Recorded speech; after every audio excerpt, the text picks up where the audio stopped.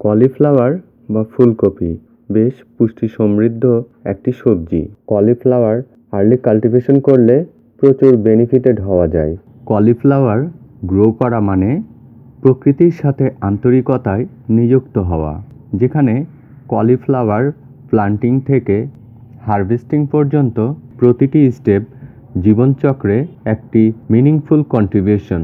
গার্ডেনে কলিফ্লাওয়ার সামান্য কিছুটা ধৈর্য ও যত্নে বীজ থেকে শুরু করে বৃদ্ধির সাথে সাথে ব্যক্তিগত বৃদ্ধির যাত্রাকেও রিফ্লেক্ট করে।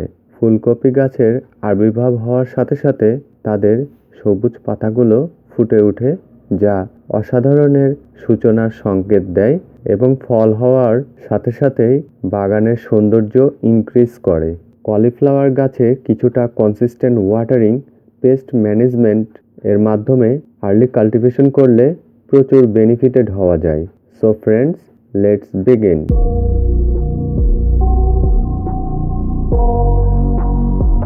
প্রথমেই আসি ভ্যারাইটি নিয়ে, কারণ সঠিক ভ্যারাইটি না হলে আর্লি কাল্টিভেশন করলে আমরা কখনোই সাকসেস হতে পারি না।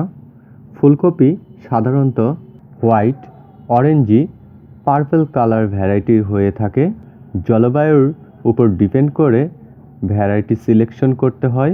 কিছু ভ্যারাইটির কলিফ্লাওয়ার হিট বা কোল্ড ওয়েদার সহনশীল, আর তাই এদিকে লক্ষ্য রেখেই সঠিক ভ্যারাইটি সিলেকশন করব। ফুলকপি well drain soil oh nutrient rich soil এবং pH 6 to 7 যুক্ত সয়েলে ভালো রেজাল্ট পাওয়া যায়। সিডস রোপণের পূর্বে অর্গানিক ফার্টিলাইজার যেমন compost, cow dung ম্যানুর fertiliser, vermi compost মাটিতে প্রয়োগ করতে হবে, যাতে মাটির ফার্টিলিটি ও স্ট্রাকচার গঠনে বেশ ভূমিকা রাখে। ফলে ফুলকপি গাছের নিউট্রিয়েন্ট নিশ্চিত করে। সিডসগুলো রোপণের সময় লক্ষ্য রাখতে হবে যেন 1/4 ইঞ্চ মাটির গভীরতায় বপন করা হয়, এতে ভালো রেজাল্ট পাওয়া যায়। ফুলকপি জার্মিনেশন যদি ইনডোরে করা হয় তবে 2 থেকে 4টি পাতা এবং 4 থেকে 6 সপ্তাহ হলে আউটডোরে অথবা প্লান্টারে ট্রান্সপ্লান্ট করতে হবে। শক এড়াতে 6 থেকে 7 ঘন্টা সানলাইট লাগে এবং ভালো এয়ার সার্কুলেশন হয় এমন স্থানেই রাখতে হবে যদি প্লান্টারে হয়ে থাকে।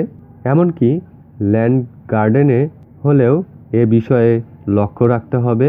কলিফ্লাওয়ার ট্রান্সপ্লান্ট করার পরবর্তী সময়ে শক এড়াতে ক্লাউডি ওয়েদার বা ছায়াযুক্ত স্থানে অথবা বিকেলে ট্রান্সপ্লান্ট করতে হবে এবং মাটিতে ময়েশ্চার চেক করে নিয়মিত ওয়াটারিং করতে হবে এবং এটিও লক্ষ্য রাখতে হবে যে যেন অতিরিক্ত ওয়াটারিং না হয়। মাটির আর্দ্রতা ও আগাছা দমন করতে মালচিং আদর্শ ফার্মিংয়ে বিশেষ ভূমিকা রাখে। মালচিং পদ্ধতি বেশ পুরনো হলেও বর্তমানে তা ট্রেন্ডি। মালচিং পদ্ধতি ব্যবহার হোক বা না হোক, কখনোই যেন ফাঙ্গাল অ্যাটাক না হয় সেদিকে অবশ্যই লক্ষ্য রাখতে হবে। ঝুঁকি এড়াতে নিয়মিত অ্যান্টিফাঙ্গাল মেডিসিন ব্যবহার করতে হবে। কলিফ্লাওয়ার সহ গাছে বেশ কিছু এনিমি রয়েছে, যেমন অ্যাফিড, ক্যাবেজ ওর্ম, ফ্লি বিটলের মতো ইনসেক্ট, আর তাই সেদিকে নিয়মিত পর্যবেক্ষণ করে ইনসেকটিসাইড ইউজ করতে হবে।